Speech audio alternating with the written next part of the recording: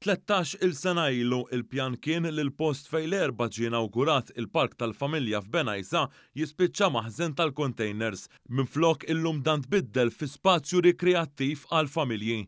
Għamel din ir-riflessjoni is-Sindku ta' Birzebbuġa Scott Camilleri b'reazzjoni għal ftuħ ta' spazju miftuħ ta' 17,000 metru kwadru f'din il-lokalità.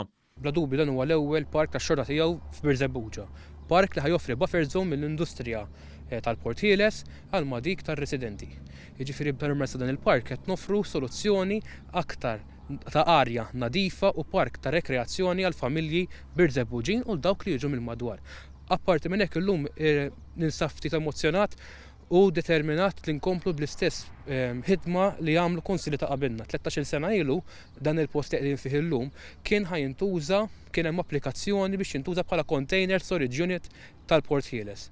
F'din l-ewwel fażi dan il-proġett qed joffri spazju għal picnics għal familji fejn jistgħu għattu ħin ta' kwalità flimkien għal 4,000 siġra.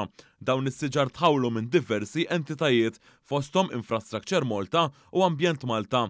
1800 siġra tħawlu bħala parti minn inizjattiva ma' Puttinu Cares li biha għal kull donazzjoni ta' 300 euro jew aktar mill-pubbliku għal Puttinu tħawlu siġra jew arbuxel. Dan il-park huwa miftuħ għall familja kollha huwa aċċessibbli għal kulħadd tant li l-bankijiet tal-pikniks huma adattati biex anke persuni li jagħmlu użu minn siġġu tar-roti ikollhom spazju mal-mejda. Minn dan il-proġett se tgawdi wkoll il-komunità.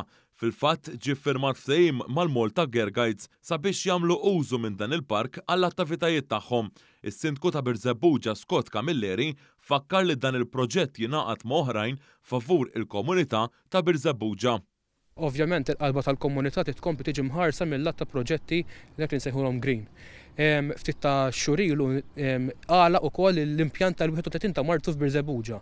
Impjant tal-fuel tal-ħażna tal-fuel f'nofs il-lokalità u dan tneħħa biex tista' qiegħed fil-periferija tal-lokalità li n-naħa ta' Ħassabtan.